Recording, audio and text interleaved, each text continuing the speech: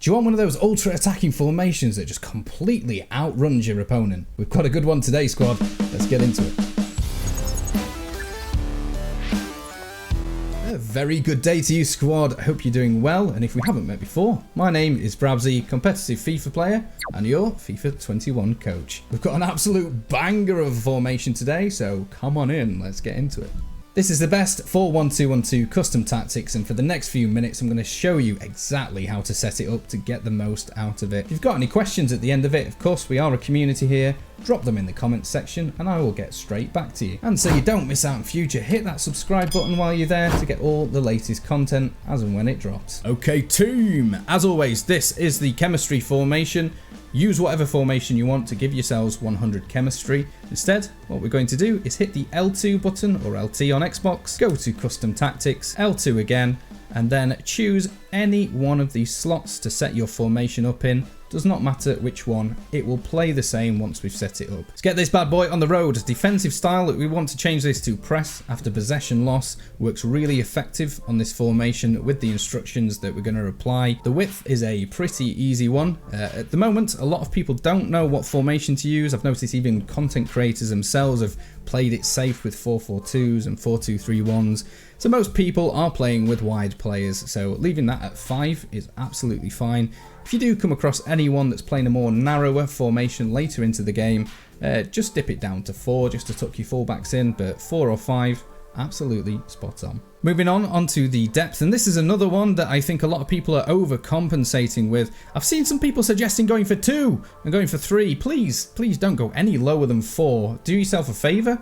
I want you to improve at this game, and if you're overcompensating and dropping back, that is basically meaning you're never going to learn how to defend on the game, and it's going to hinder your attacks, which we don't want at all.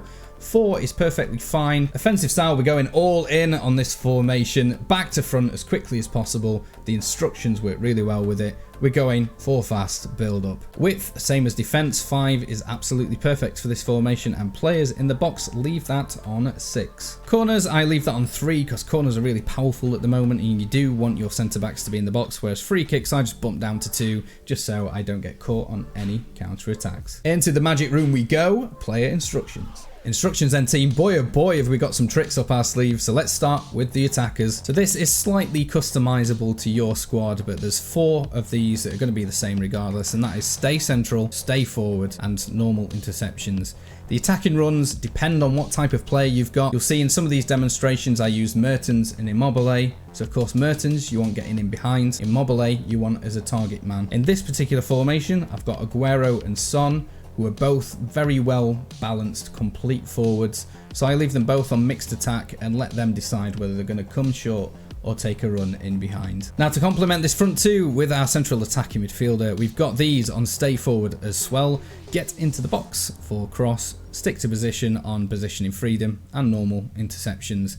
This essentially leaves you with a front 3 triangle that you can quickly distribute the ball to and start some great counter attacks. But we're not done there. Right, this is where it gets really interesting. For one of our wingers then, we want them setting up as stay forward, balanced width and support, get into the box for cross, and normal interceptions. It's up to you whether you want that to be the right winger or the left winger. Choose whichever you feel is the more attacking winger of the two, although both of them still will be attacking. So what that essentially means at the moment is we've got that middle 3 that are going to stay on the halfway line while defending, ready for any counter attacks. And that wide player is going to act as a bit of a free man and just budge up towards the strikers, meaning that their defense will try and occupy all of those 4 players.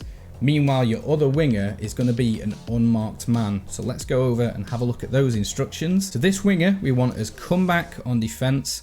Again, balanced width and support.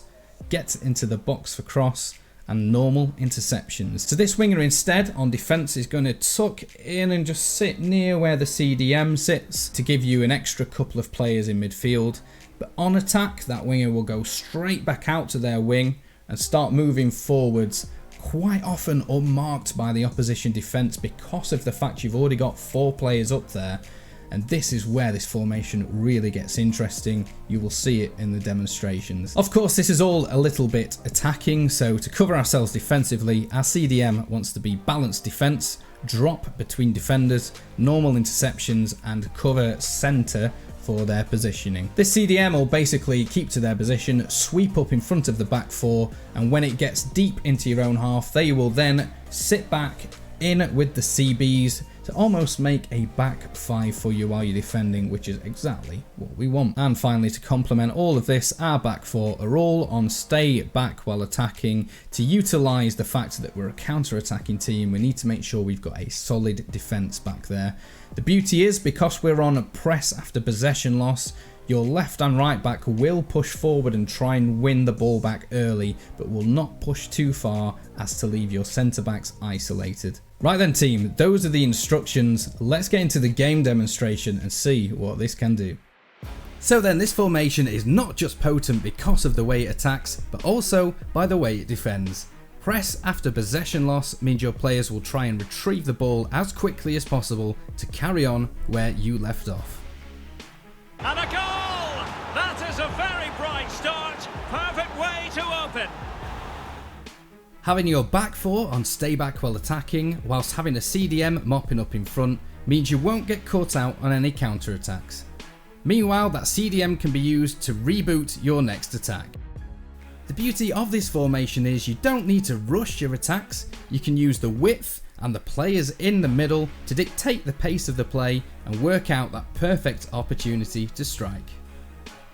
Oh, he's found the net, and that increases the advantage to 2. Just what they wanted. Of course, if you'd rather use it as a counter-attacking approach, that option is there for you. Quickly distribute the ball to those front 3 players and use a central attacking midfielder to hold the ball up, ready for the strikers to run onto. And it goes! A 3-goal cushion, and you truly sense it's a matter of how many. In this example, the right midfielder has been told to come back on defence. Meanwhile, the left midfielder has been told to stay further forward. When we win the ball back, we have 4 players still in the attacking half. This means the defenders track those runs and leave our central midfielder to use the new in-game running tactics to work some space. Boom, game over. Such a complete performance, 4 in front. To prove you don't just need pace up front, let's bring on Big Zlatan. And I can't help myself, everyone's favourite man from Ghana, a checkpoint.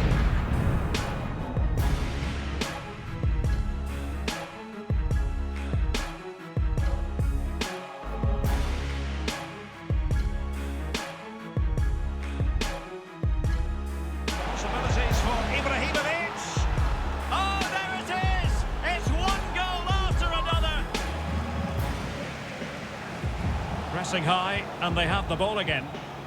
Dybala. Oh, and it goes! It is time for a checkpoint. Boost. Boost. A checkpoint. And he's made it a brace for himself.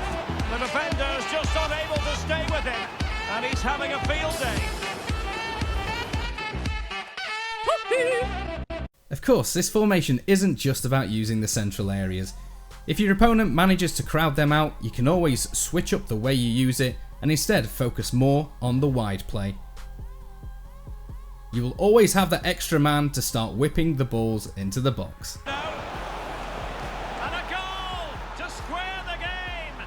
Edge of the seat stuff. Without even needing to change your tactics, a quick switch of your build-up approach, and you're now using this formation in a different way. The game has been turned on its head. They have never stopped believing. If you'd rather play more safe, you can always leave this formation for the last 10 minutes for that late Chempong win. A checkpoint.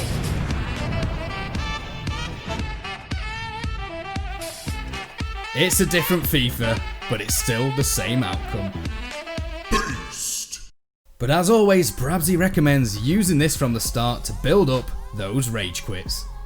Chance for Son. An early goal. Son. Here's Bernardo Silva. Takes it on. And in. Oh, yes. Decent position this for United to find themselves in. Son. And a goal. Rafa. Can he finish? Oh, hello. See ya.